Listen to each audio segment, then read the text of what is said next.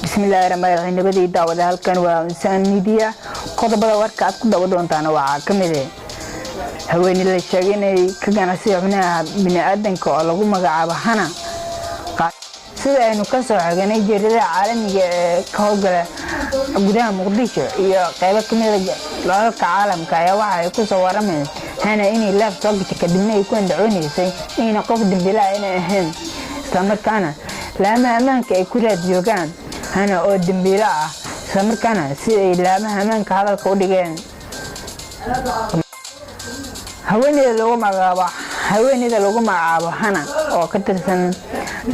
يوتيوبر هذا عنك كهولجله عاصمة دولة الصومالية قيبة كمية دولة عالم كاسي أستراليا يا واحد لقوا صورمية إني تهاي شخصي إنه سمعت بعدد كرب استمر كان أحسن حبنا حجير كبني آدم كا هنا واحد يصل هنكسي جدا صوماليا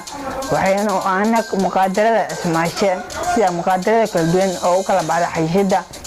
يو من دوريشها كالدين أنا gabar Soomaaliya asalkeeda uu ka soo jeedo Soomaaliya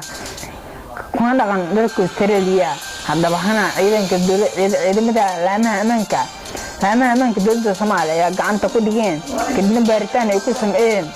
waa lagu waayay wax dambiye sabab la xiriira sawiradii ku jiray xogtii ay dadka u samayn jirtay oo ay diladay hadaba hana ayaa laaf soo gashay iyadoo qayb ka mid ah baraha bulshada laaf ka soo gashay kuna andacoonaysa inay sawirada diladay guud ahaan warkii aad kala socotaan Unsaan Media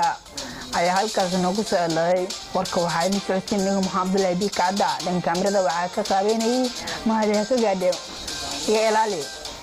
intaan warcankan kala kulmi doono si ay amaanada